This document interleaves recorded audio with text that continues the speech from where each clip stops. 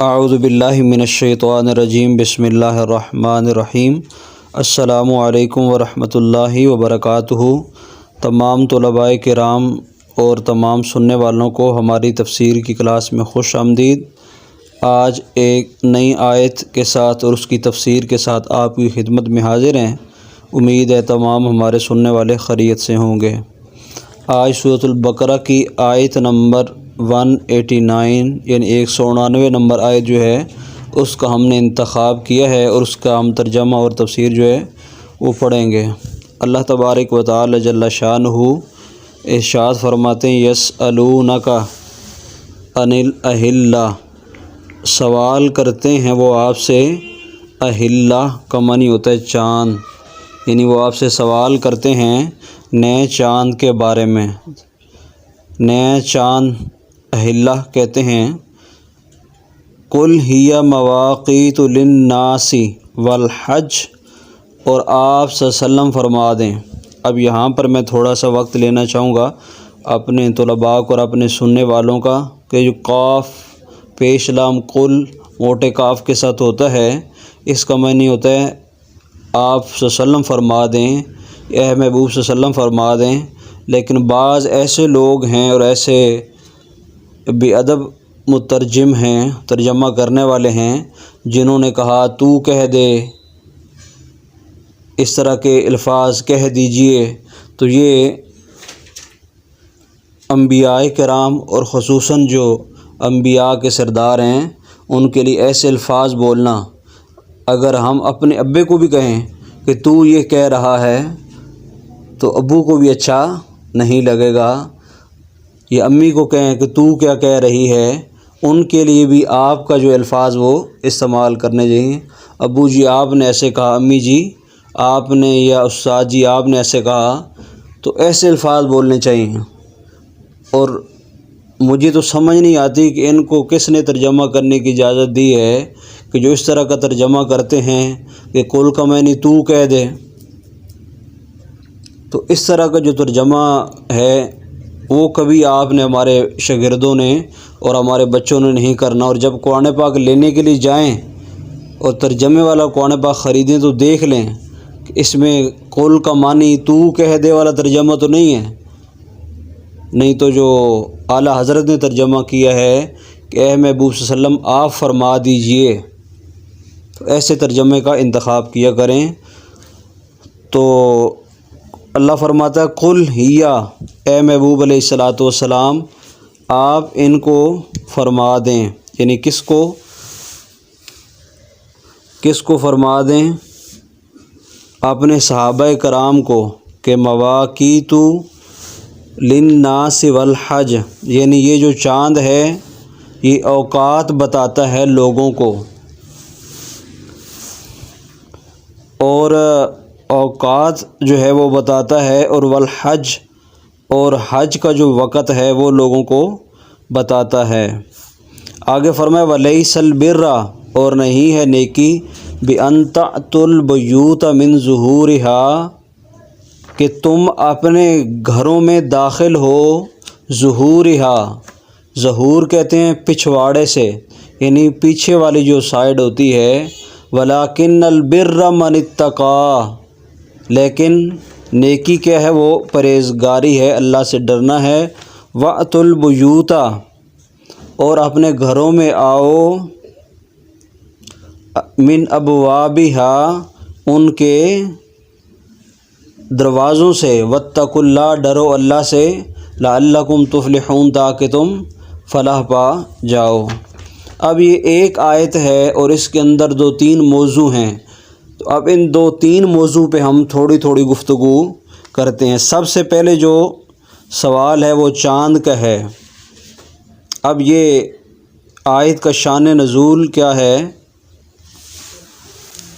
اس کا شان نزول جیسے ہم پہلے اپنی ویڈیو میں بتا چکے ہیں کہ شان نزول جو ہے وہ یہ ہوتا ہے کہ اس آیت کی نازل ہونے کی وجہ کیا ہے۔ اب یسألونک، آپ صلی اللہ علیہ وسلم سے سوال کرتے ہیں، عن الاہلہ، نئے چاند کے بارے میں۔ یہ اب کس نے سوال کیا؟ صحابی رسول جن کا نام ہے معاذ بن جبل رضی اللہ تعالیٰ عنہ اور ایک اور صحابی تھے جن کا نام ذکر نہیں کیا گیا، لیکن دو صحابی تھے جنہوں نے سرکار سے سوال کیا کہ یا رسول اللہ یہ بتائیں کہ یہ نیا چاند کیا ہے؟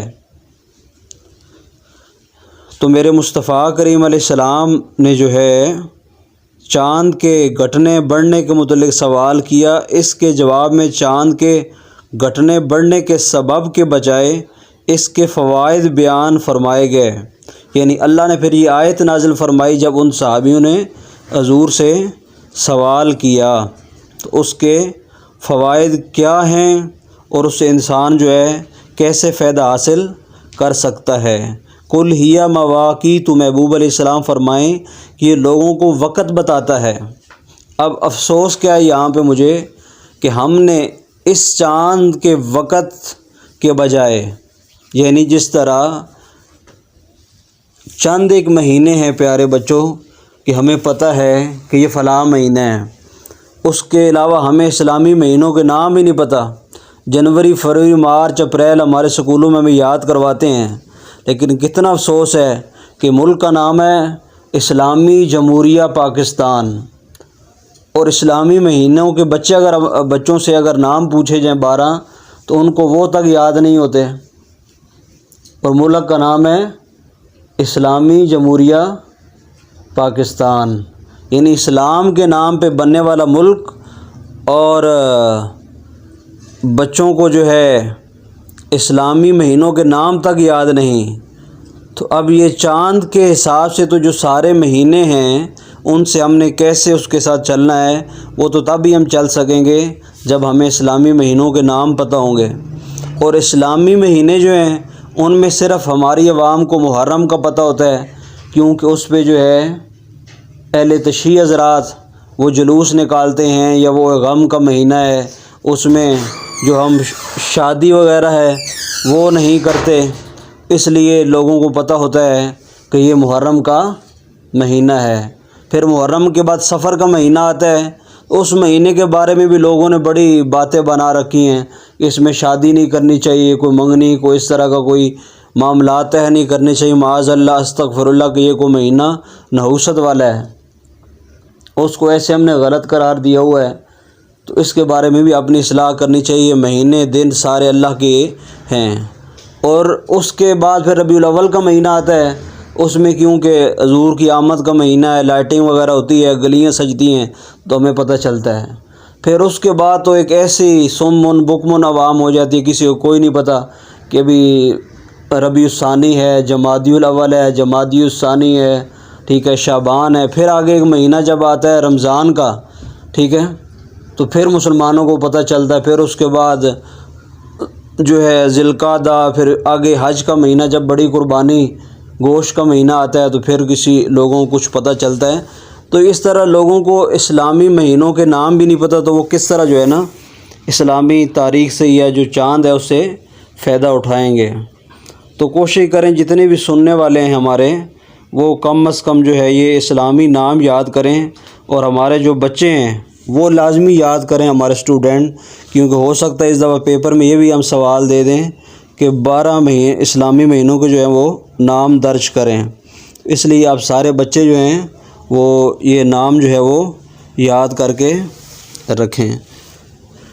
تو یہ تو افسوس کی بات ہے کہ ہمیں مہینوں کے نام یاد نہیں، اور ہمارے سکولوں میں بھی ہمیں یاد ہے بچپن میں جنوری، فروری، مارچ، جیسے ہم 1 کلاس میں پہنچے تو ہمیں جو ہے نا یہ یاد کرانا شروع کر دیے گئے۔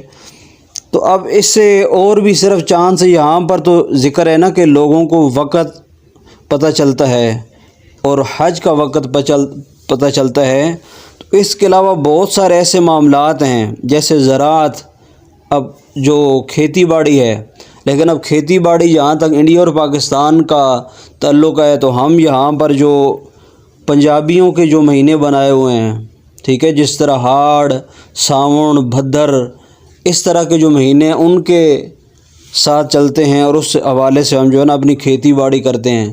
کاش کہ ہم یہ کہہ رہے ہوتے کہ ہم نے سفر میں گندم کا بونی ہے، پھر آگے جا کے شوال میں یا شعبان میں اس گندم کی کٹائی کرنی ہے۔ ہمارا ایک ایسا ماحول ہوتا ہے اسلامی لیکن ہم اسلام سے کٹ گئے، یا تو انگریز کے راستے پہ چل رہے ہیں، یا اپنے جو باپ دادا جو پنجابی والے مہینے ہیں ان کے ساتھ جڑ گئے ہیں۔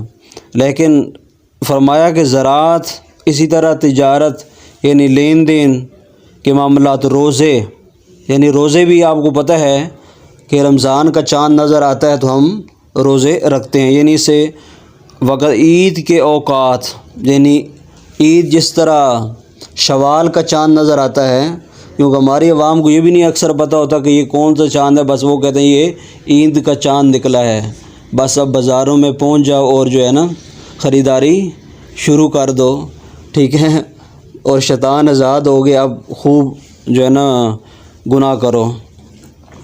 اسی طرح لکھا عورتوں کی عدتیں، یعنی جس طرح کسی کا خاوند فوت ہو جاتا ہے تو وہ چاند کے حساب سے اپنی عدت جو ہے پوری کر سکتی ہیں۔ حیض کے ایام، حمل اور دودھ پلانے کی مدتیں اور دودھ چھڑانے کے وقت اور حج کے اوقات، یہ سب کچھ چاند سے معلوم کیے جا سکتے ہیں اگر ہمیں جو ہے وہ چاند کے بارے میں پتہ ہو کہ یہ کون سا چاند ہے اور یہ کون سا اسلامی مہینہ ہے۔ کیونکہ شروع میں جب چاند باریک ہوتا ہے تو دیکھنے والا جان لیتا ہے کہ ابتدائی تاریخ ہیں، اور جب چاند پورا روشن ہوتا ہے تو معلوم ہو جاتا ہے کہ اس مہینے کے درمیانی تاریخ، اور جب چاند چھپ جاتا ہے تو معلوم ہو جاتا ہے کہ مہینہ جو ہے وہ ختم ہونے والا ہے۔ تو یہ اس طرح جو ہے چاند سے ہم جو ہے فائدہ اٹھاتے ہیں، اور چاند کے مختلف مہینے ہیں، اور یہ قدرتی جنتری ہے جو آسمان کے صفحہ پر ہمیشہ کھلی رہتی ہے، اور ہر ملک، ہر زبان کے لوگ، پڑھے اور بے پڑھے، یعنی جو پڑھے ہوئے ہیں وہ بھی چاند کو دیکھ کر حساب لگا لیتے ہیں۔ جب چھوٹا سا بالکل باریک سا چاند ہوتا ہے تو لوگ اندازہ لگا لیتے ہیں کہ اب سال شروع ہو رہا ہے۔ جب تھوڑا بڑا ہوتا ہے تو وہ سمجھتے ہیں کہ اب مہینہ کہ 10 دن گزر گئے ہیں۔ پھر جو فل 14ویں کا چاند آ جاتا ہے، اگر کسی نے گاؤں میں 14ویں کا چاند دیکھا ہو تو اتنا خوبصورت ہوتا ہے کہ پورا یعنی ہر طرف جگمگ، بغیر لائٹ کے جو ہے نا دوسرے ہم لوگوں کو دیکھ سکتے ہیں، تو وہ 14ویں کا چاند ہوتا ہے۔ پھر وہ فل ہو جاتا ہے، پھر 14ویں کے بعد پھر وہ کم ہونا شروع ہو جاتا ہے، اور پھر آخری 4-5 دن بالکل چھپ جاتا ہے۔ تو جب چاند بالکل نظر نہ آئے تو سمجھیں کہ چاند جو ہے مہینہ جو ہے نا اسلامی وہ ختم ہو رہا ہے۔ تو یہ چاند کا جو حساب ہے یہ ہر ان پڑھ اور پڑھا لکھا وہ اسے سمجھ سکتا ہے۔